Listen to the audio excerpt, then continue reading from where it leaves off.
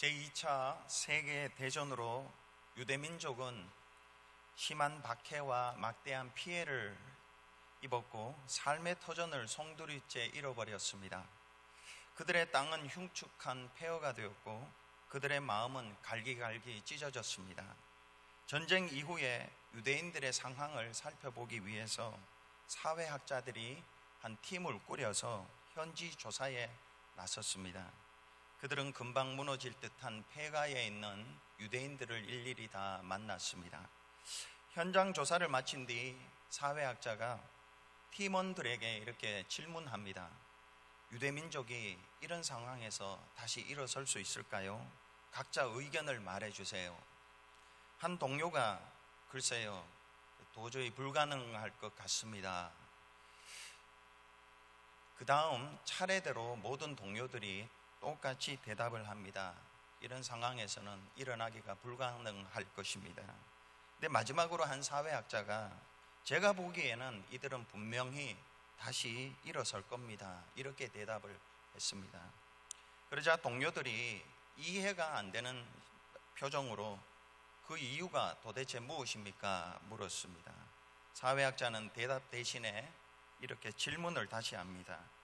유대인 가정을 다 돌아보았지요. 그들의 식탁에 무엇이 놓여 있던가요? 예, 다들 일제히 꽃을 꽂은 꽃병이 하나씩 놓여 있었습니다. 맞습니다.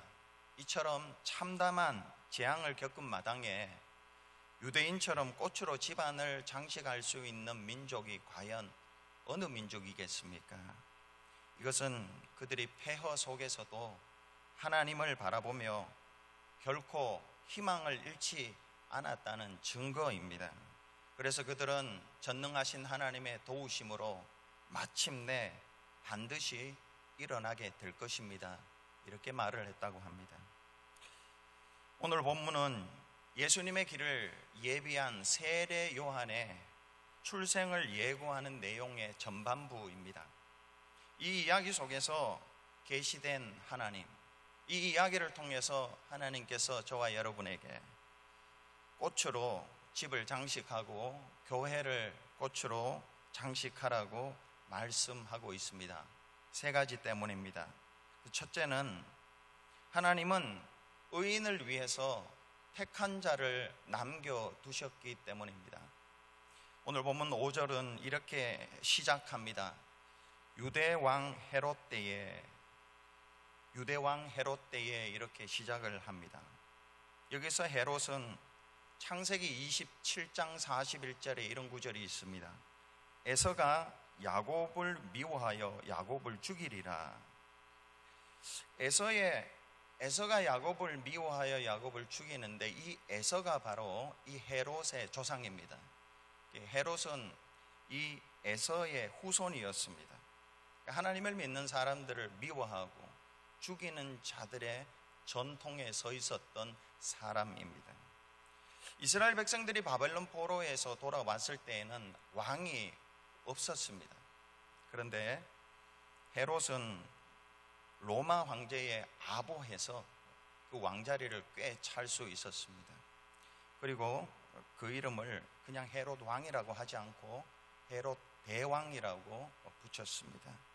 그런 후에 폭군 노릇을 계속합니다. 그가 BC 37년에서 AD 4년까지 약 41년, 짧지 않은 긴 시간 동안에 유대 왕으로 있었습니다. 그런데 이 기간에 그는 식민지 나라였던 그 통치 나라였던 로마에 빌붙어서 나름대로 정치를 잘 합니다. 어떻게 정치를 하는가? 유대인들의 환심을 사기 위해 그는 먼저 이스라엘 사람들이 소중히 여기는 성전, 헤롯 성전을 아주 화려하게 짓습니다. 그러면서 유대인들의 마음을 사려고 합니다. 그런데 그 헤롯 성전 앞에다가 로마 황제들을 기쁘게 하는 우상 신전들을 또 많이 세웁니다. 그러면서 로마 황제들의 마음을 얻으려고 합니다. 이러는 가운데 로마 황제의 마음은 얻지만은 유대인들에게는 미움을 받게 됩니다. 뿐만 아니라 이 헤롯은 전통적으로 세습되어 왔던 성전의 대제사장의 자리를 친로마파, 그러니까 로마에 아부하는 사람들, 자기에게 잘 보이는 사람들로 대제사장의 자리를 그 사람들에게 넘겨줍니다.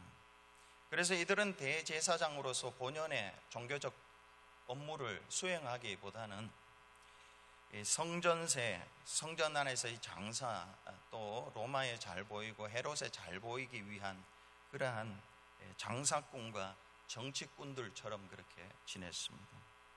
이 헤롯은 정권 유지를 위해서 자기의 자식, 그리고 아내, 그리고 장모, 처남, 삼촌까지 다 죽였다고 그렇게 전해집니다.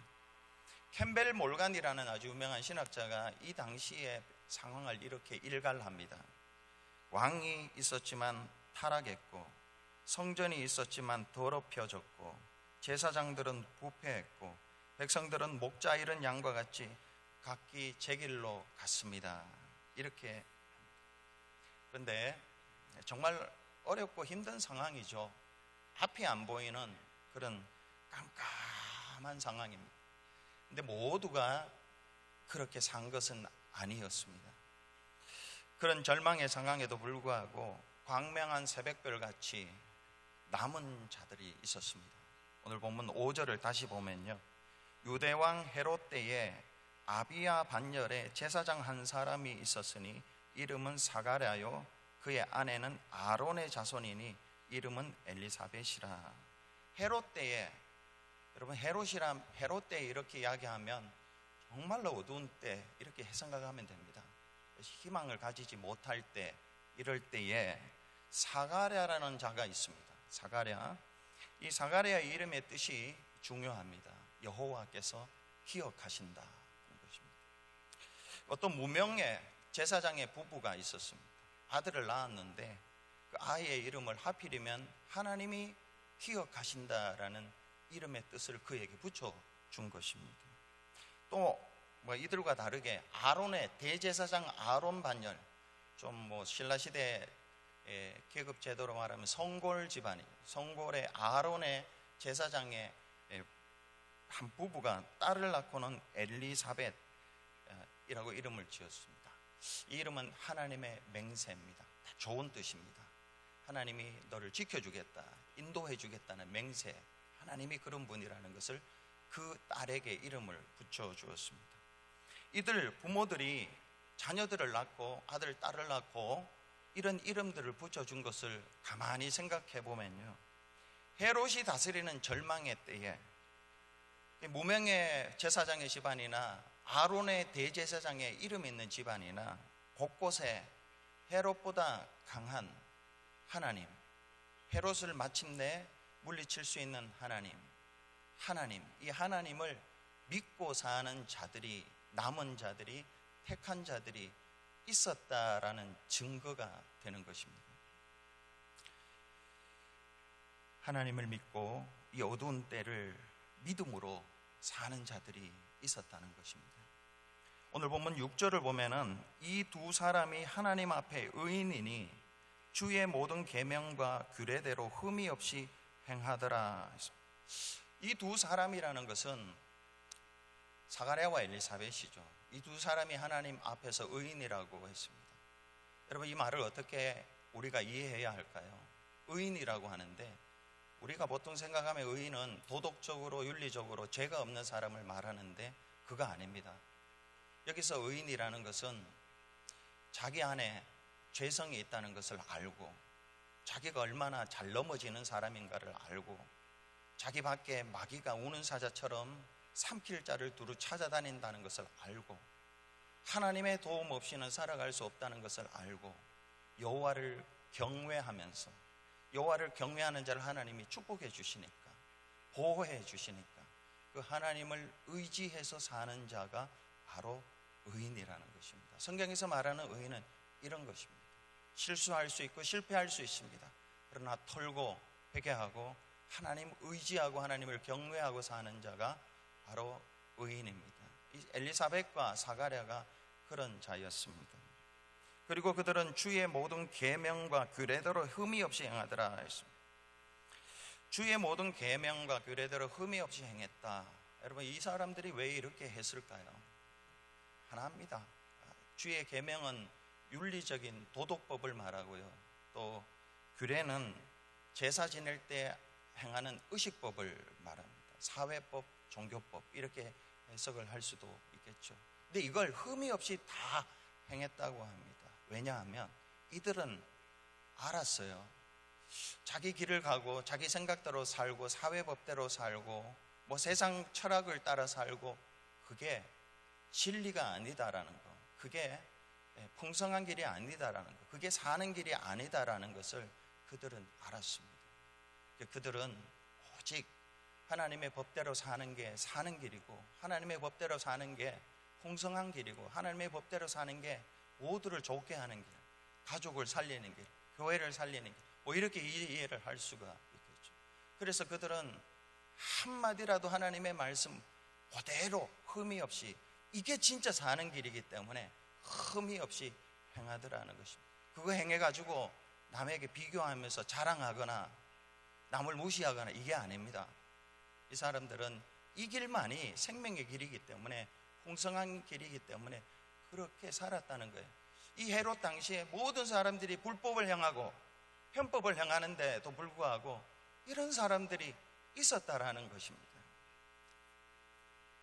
이들의 존재는 헤롯이 이 폭군의 악이 절정으로 치닫는 시대에도 하나님은 이런 사람들을 남겨두셨다, 이런 사람들이 있다고, 희망을 가지라고, 집에 꽃을 꽂으라고, 교회에 꽃을 꽂으라고 이렇게 말씀하시는 것이 아니겠습니까? 믿음으로 사는 성도들은 헤롯이 어떤 때는 크게 보일 때가 있습니다. 그러나 사가랴와 엘리사벳, 그들의 부모들, 보이지 않는 곳에서 믿음으로 살자. 하나님이 기억하신다, 하나님이 맹세하셨으면 지키신다, 그렇게 이름 짓고 자식들을 그렇게 살도록 하는 이들을, 그리고 이들의 배후에서 인도하시는 하나님을 바라보면서 살라는 것입니다. 그리고 저와 여러분이 바로 이 사가랴와 엘리사벳과 같은 광명한 새벽별과 같은 존재들이 되라는 것이죠. 사도행전 17장에 보면 사도 바울이 아덴이라는 곳에서 복음을 전하는 이야기가 기록되어 있습니다. 여기서 사도 바울은 실패합니다. 위대한 사도 바울이 실패할 때도 있습니다. 그리고 거기에서 완전히 열매가 없었던 건 아니에요. 소수의 사람들이 예수를 믿었지만 생각 밖으로 너무 큰 실패를 한 거예요. 그래서 거기서 장소를 옮겨서 고린도로 이동합니다. 이게 18장의 사도행전 18장의 이야기입니다. 17장에서 18장으로 넘어가면서 아덴에서 고린도로 이동하면서 바울의 심정이 어땠을까 성경은 알려주지 않습니다. 그러나 우리가 상상을 해보면 실패를 했기 때문에 아마 많이 위축되어 있을 것이다, 이런 생각을 합니다. 그런데 사도 바울이 위대한 점은 이 실패를 통해서 두 가지를 얻습니다. 첫째는 십자가의 능력에 대해서 다시 한번 확인하고 거기에 굳게 섭니다. 바울이 아덴이라는 곳에서 실패한 이유가 고린도전서 1장, 고린도에서 복음 전하다가 적은 거잖아요. 고린도전서 1장을 통해서 유추해 볼 수 있는데, 그가 아덴에서 복음 전할 때는 그가 가진 지식, 철학, 경험 이런 것들을 가지고 아덴 사람을 설명하면서 그들에게 이렇게 복음을 전하려고 했습니다. 아덴에는 철학자들이 많았기 때문에 자신의 철학도 만만치 않다는 생각을 가지고 그걸 가지고 복음을 전하려고 했는데 별로 수확이 없었습니다. 그리고 고린도전서로 넘어가서, 고린도 교회로 넘어가서 고린도전서에 보면은 사도 바울이 회개합니다. 철학이 아니구나, 인간의 경험이 아니구나, 하나님의 은혜인데, 성령의 능력인데 십자가의 능력이구나. 그래서 고린도전서 1장 18절에 보면은 십자가의 도가 멸망하는 자들에게는 미련한 것이요 구원을 얻는 우리에게는 하나님의 능력이라. 이를 깨닫습니다. 깨닫고 고린도에서는 아덴과 다르게 십자가를 전합니다. 1장 22절에 보면은 유대인은 표적을 구하고 헬라인은 지혜를 찾으나 우리는 십자가에 못 박힌 그리스도를 전하니 그들이 이해를 하든 못하든 십자가를 전한 거예요. 성령님이 역사하셔서 구원받을 자는 구원해 주시는 이런 믿음이 그에게 있었던 것이죠. 실패를 통해서 바울은 십자가의 능력을 거기에 대해서 새롭게 눈을 떴습니다. 너무 중요한 것이죠. 두 번째는 이 실패를 통해서 사도 바울은 하나님께서 택하셔 남겨둔 자를 만납니다. 하나님께서는 고린도에서 사도 바울이 생각지 않게 브리스길라와 아굴라 부부를 만나게 하세요. 나중에 사도 바울은 이들을 이렇게 표현을 합니다. 로마서 16장 4절에 보면은 그들은 내 목숨을 위하여 자기들의 목까지도 내놓았다. 이 말씀을 보면요, 이 사건을 보면 하나님은 실패한 바울, 아덴에서 열심히 했지만은 방법을 잘못해서 인간적인 방법을 써서 실패한 이 바울을 십자가를 다시 한번 회복시켜 주시고 능력을, 그리고 하나님을 위해 일하는 이 바울을 위해 택한 자를 만나게 하십니다. 그래서 고린도에서 십자가의 능력을 회복한 이 바울이 브리스길라와 아굴라와 동역해서 1년 6개월 동안 고린도에 머물면서 많은 영혼들을 구원합니다. 우리가 사명의 길을 가다 보면, 믿음의 길을 가다 보면, 신앙의 삶을 살다 보면은 바울과 같이 자신이나 자신의 지식, 철학, 경험 이거 의지하다가 실패할 때가 있습니다. 구원하는 것은 하나님이죠. 성령의 역사고 십자가를 전해야 구원을 하는데 이게 방법을 잘못 쓸 때가 있습니다. 이럴 때에 우리가 십자가를 의지해서 다시 일어나는 사람이 되어야 되고, 또 그때에 실패할 때에 혼자 있다고 생각이 될 때에, 힘이 없다고 생각될 때에 하나님이 바울에게 브리스길라와 아굴라 부부를 목을 내놓을 정도로 붙여주신 것처럼 하나님이 그런 사람들을 이 시대에 아주 가까이에 우리가 필요한 때에 잊고 보내주실 것이라는 것을 우리가 믿어야 합니다. 그리고 저와 여러분이 브리스길라와 아굴라 같은 그러한 믿음의 길을 걸어가는 사람들, 사명의 길을 걸어가는 사람들이 실수하고 실패할 때에 돕는 자들, 이게 하나님의 택한 자들입니다. 하나님의 택한 자들, 이런 택한 자들, 사가랴와 엘리사벳과 같이, 브리스길라와 아굴라 같이 이런 택한 자들이 있다는 것을 우리가 믿고, 하나님이 준비해 주실 것을 믿고, 또 우리가 바로 그 하나님이 준비된 자, 택한 자가 되어야 될 것입니다. 오늘 둘째로, 하나님은 의인의 고난 후에 기적을 베푸시는 분이십니다. 오늘 보면 7절입니다. 엘리사벳이 잉태를 못함으로 그들에게 자식이 없고 두 사람의 나이가 많더라 했습니다. 사가랴의 아내 엘리사벳이 잉태를 못합니다.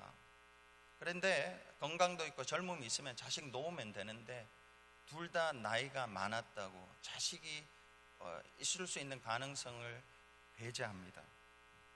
희망이 없습니다.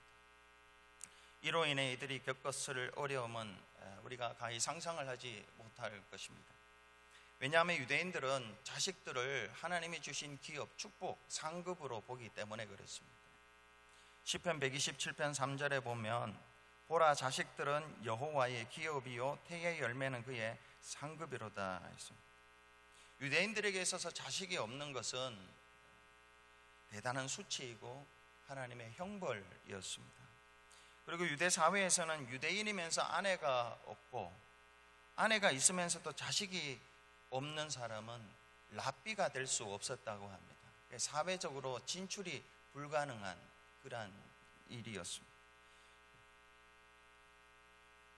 제사장 사가랴는 자기 대에 아들이 없어서 대가 끊긴다는 그러한 아픔, 사람들이 자식도 없는 제사장이 사람들을 축복하겠다고 이렇게 행동하는 것을 조롱하고 수치스럽게 여기는 그러한 마음들, 이런 것들을 왜 몰랐겠습니까? 그런 마음들을 알면서도 그는 자기의 직분을 잘 감당하고 있었는데, 어쨌든 이 사가랴는 그 마음의 고통이 이만저만이 아니었을 것입니다. 그러나 성경은 이렇게 이야기합니다. 의인 사가랴의 이런 시련과 고통은 세례 요한을 기적적으로 잉태케 하는 하나님의 기적의 전 단계, 전조였다는 것입니다. 어려움이 있을 때에 그 어려움만 바라보지 말고 이 어려움이 하나님의 기적에 잉태케 하는 그 어머니의 자궁과 같은 것이라는 것이죠. 여러분, 노아를 잘 알 것입니다. 노아를 소개하기를 그는 의인이었다고 그렇게 소개합니다. 그러나 하나님의 명령에 따라 120년 동안 방주를 지었습니다. 놀라운 일이죠. 당시 홍수가 날이라고는 그 누구도 생각하지 못하였던 때에 노아는 홍수가 올 거라고 이야기하면서 120년 동안 하나님의 명령에 묵묵히 순종하면서 방주를 지었습니다. 하늘을 보니 비가 올 징조가 없습니다. 사람들은 그를 조롱합니다. 뭐하냐고 지금 그를 조롱하고 비웃고 그를 수치스럽게 생각합니다. 노아가 120년 동안 방주 지으면서 겪었을 그 심적인 고통 가히 우리가 상상할 수 없습니다. 표현하기도 힘듭니다. 그러나 노아가 방주를 지으면서 당한 모든 시련과 고통, 이것은 홍수 심판에서 그와 그의 가족들이 구원을 받는 꼭 필요한 하나님의 기적의 전 단계였습니다. 노아의 시련은, 사가랴의 시련은 하나님의 기적을 위한 전조였습니다. 그렇습니다. 여러분, 의인이 당하는 시련은 하나님의 기적의 전조라는 것을 우리가 믿어야 됩니다.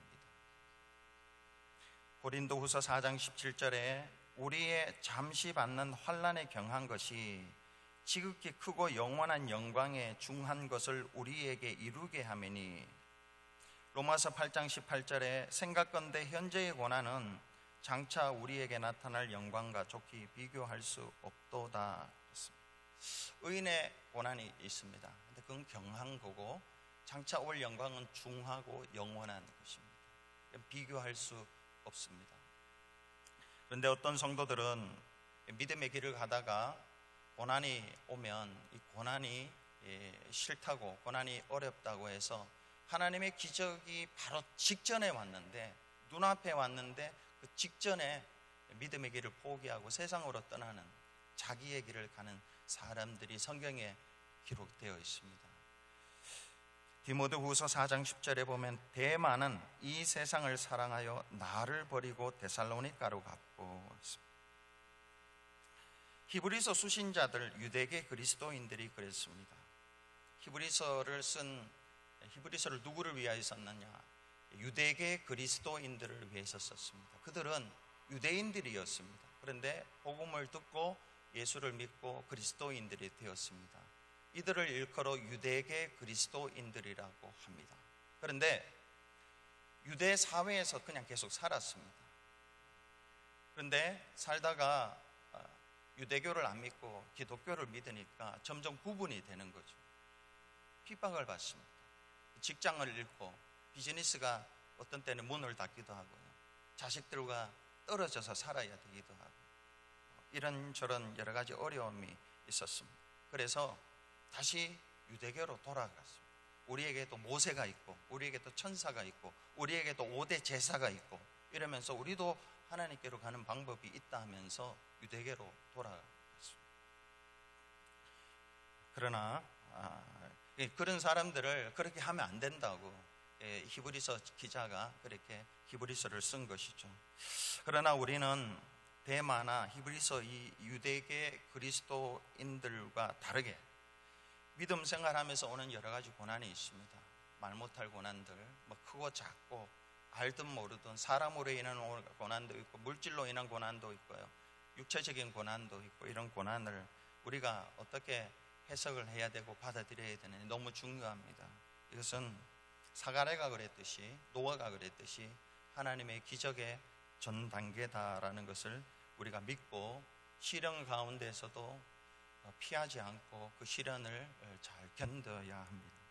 야고보서 1장 12절에 보면 시험을 참는 자는 복이 있도다. 시험을 참는 자가 복이 있다고 했습니다. 그리고 그 뒤에 이런 말씀이 있습니다. 이것에 옳다 인정하심을 받은 후에, 이것에 옳다 인정하심을 받은 후에 주께서 자기를 사랑하는 자들에게 약속하신 생명의 면류관을 얻을 것이라. 잘 참아야 됩니다. 잘 참고, 참는 것을 하나님 앞에 인정을 받아야 돼요. 잘 참고 인정받은 후에 하나님이 그걸 너 잘 참는 걸 통과하고 난 뒤에 하나님이 주께서 사랑하시는 자에게 약속하신 생명의 면류관 주신다 했습니다. 시련을 잘 견디기 위해서 기뻐하는 것도 한 방법입니다. 시련 속에서 기뻐하는 것. 베드로전서 4장 13절에 오히려 너희가 그리스도의 고난에 참여하는 것으로 즐거워하라. 괴로워하라 아니고 즐거워하라고 합니다. 이는 그의 영광을 나타내실 때에 너희로 즐거워하고 기뻐하게 하려 함이라 했습니다. 기뻐하는 것. 고난이 오면 기뻐하는 것이죠. 이게 예수님의 가르침이고요. 예수님이 가르쳐 주신 베드로가 가르치는 것입니다. 그리고 우리가 순종하고 우리가 우리 자식들에게 가르쳐야 됩니다.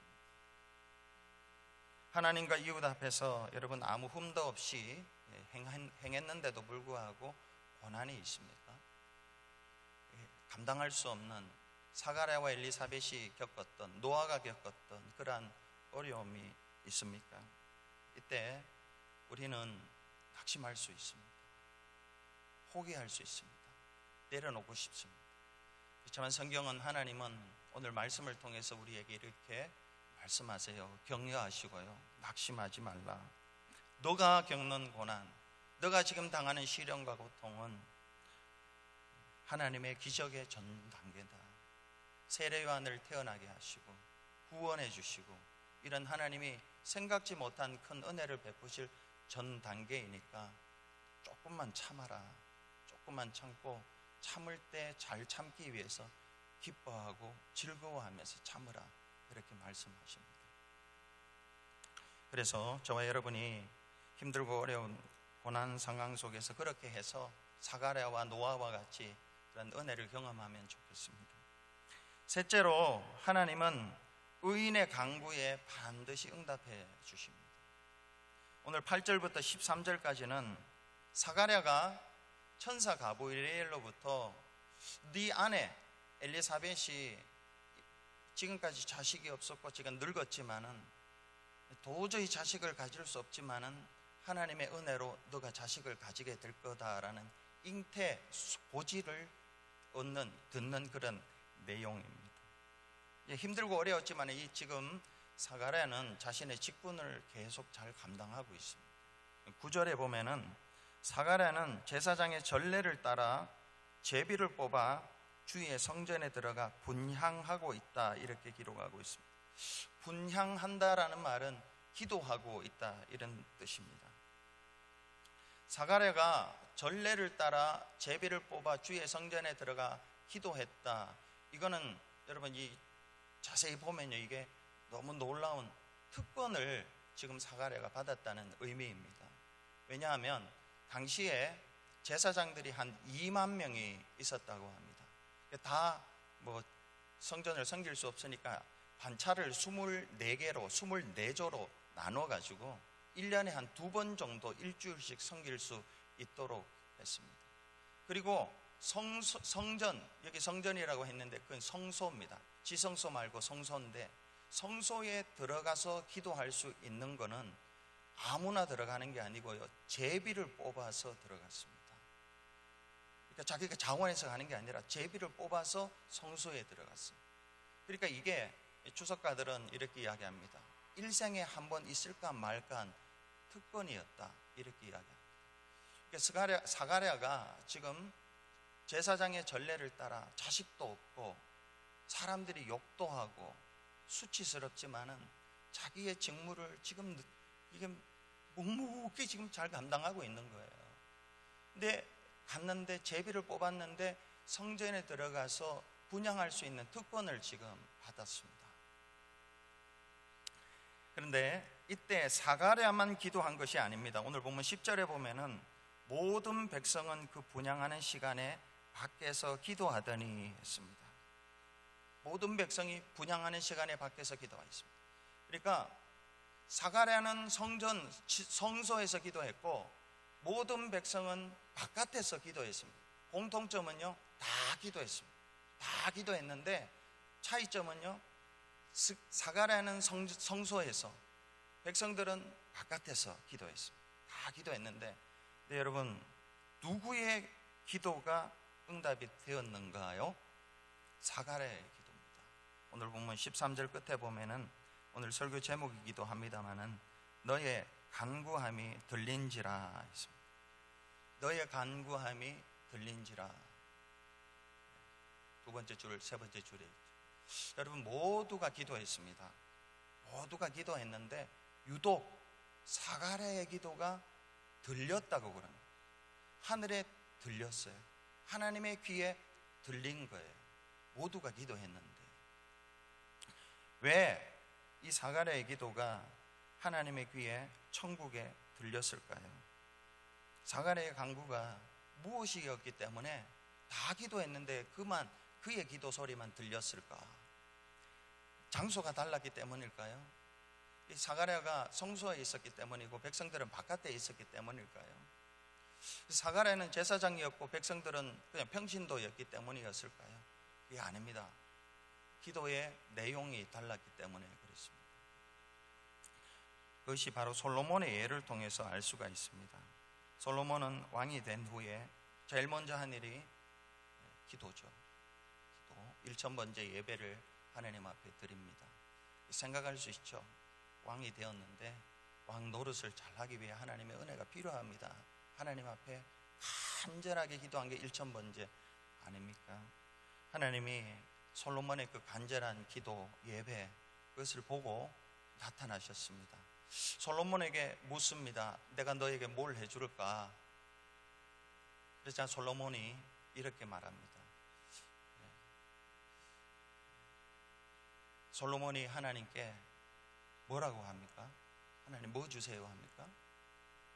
송사 잘할 수 있도록, 재판 잘할 수 있도록, 나라 잘 다스릴 수 있도록 하나님 제게 지혜를 주십시오. 근데 이걸 하나님이 이렇게 해석을 합니다. 솔로몬은 자신을 위해서 장수 오래 사는 것도 구하지 않고 또한 자신을 위해서 부도 구하지 않고 자신을 위해서 자신을 괴롭히는 원수를 소멸시키게 하려고 그것도 구하지 않고 하나님이 그렇게 해석을 해줘요.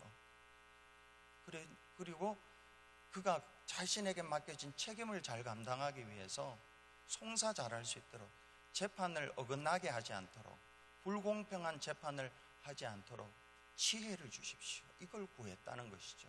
그래서 하나님이 어떻게 합니까? 그렇게 구하는 솔로몬에게 지혜를 주시고 덤으로 부귀와 영광을 그에게 더 주시는 것이죠. 이게 성경에서 말하는 의인의 간구라는 것입니다. 의인의 간구라는 말이 그냥 보통 들리는 말일 수도 있지만 오늘 우리가 마음에 새겨야 될 것이 이게 의인의 간구다라는 거예요. 평범한 사람들이 드리는 간구와 다르게 의인의 간구입니다. 솔로몬이 자기를 위하여 부나 장수를, 원수 소멸을 구하지 않고 자기 책임을 다하기 위하여, 나라를 위하여, 필요한 것들이 있지만 나라를 위하여 지혜를 구했던 기도의 내용이 달랐죠. 오늘 본문의 스가랴 역시 그랬습니다. 그는 자신의 소원, 아들 얻는 거 아닙니까? 아들 얻는 거. 그런데 그는 아들 얻기보다도요, 자신의 민족이 지금 헤롯 대왕이라는 이 폭군 아래에서 신음하고 고통당하는 이 민족을 로마 황제, 우상 숭배케 만들고 이 헤롯과 같은 이 교활한 이 헤롯 이런 왕에게서, 이 폭정에서 벗어나기 위해서 하나님 이 민족을 빨리 메시아를 보내주셔서 구원해 달라고 그걸 기도한 것이죠. 이 기도가 성소에 드렸는데 많은 사람들이 다 기도를 드렸는데 그 기도가 남다르게 하나님의 귀에 들린 것입니다. 그래서 하나님이 그의 기도를 간구를 듣고 세례 요한을 보내주셨죠. 이 세례 요한은 뭐 그냥 세례 요한 속에 다 들어가 있습니다. 아들도 주셨고요. 세례 요한을 통해서 메시아가 오지 않습니까? 그러니까 이 세례 요한이, 이 사가랴가 드린 이 기도가 의인의 간구입니다. 이게 의인의 간구. 솔로몬이 드렸던 기도가 의인의 간구고, 사가랴가 드렸던 의인의 간구, 의인의 간구입니다. 하나님은 의인의 간구를 잘 들어주세요. 잠언 15장 29절에 여호와는 악인을 멀리하시고 의인의 기도를 들으시느니라. 야고보서 5장 16절에 이러므로 너희 죄를 서로 고하며 병 낫기를 위하여 서로 기도하라. 의인의 간구는 역사하는 힘이 많음이라. 베드로전서 3장 12절에 주의 눈은 의인을 향하시고 그의 귀는 저의 간구에 기울이시되 주의 낯은 악행하는 자들을 향하시느니라 하였느니라 했습니다. 여러분, 예수 믿는 모든 사람들이 다 기도합니다. 다 기도하는데요, 하늘에 특별하게 남다르게 잘 들리는 기도가 있습니다. 의인의 간구라는 것입니다. 의인의 간구는 자기보다 교회를 생각하고 자기보다 하나님 나라를 생각하고 이런 간구입니다. 이런 간구. 자기보다 이웃을 생각하고 그런 간구입니다. 이게 의인의 간구. 이게 잘 들린다는 거예요. 사가랴가 이 기도를 드렸습니다. 여러분, 우리 교회 사가랴는 그 정말 특권, 그 성소라는 그 특권을 얻었는데요, 거기에서 자기 아들 안 구하고 민족을 위한 기도를 한 것이 이게 너무 감동이에요. 너무 기가 막힌 일이지 않습니까? 우리 베다니 교회 성도님들이 기도하며 살아야 됩니다. 기도하며 살고요. 다 연약하잖아요. 여러분 몰라서 그렇지 얼마나 연약한지 모릅니다. 얼마나 세상이 마귀가 우는 사자같이 산길자를 찾아 두루 다니는지 모릅니다. 그러니까 다 기도하고 하나님의 도우심을 받아서 출입을, 하나님의 인도하심을 따라 갈 때에 우리가 환난을 면할 수가 있습니다. 네, 그 기도의 내용이 의인의 간구, 의인의 간구. 나를 넘어서 뭐 성교회를 위해서, 구역을 위해서, 이 교회를 위해서, 선교지를 위해서, 하나님 나라를 위해서, 헤롯과 같은 시대에, 로마가 다스리는 그러한 시대에 하나님이 다스려 달라고, 메시아를 보내달라고 그렇게 간절히 기도하는 그 간구가 여러분 하나님께 잘 들립니다. 하나님께 잘 들리는 간구하시는 저와 여러분 되기를 바랍니다. 기도하겠습니다.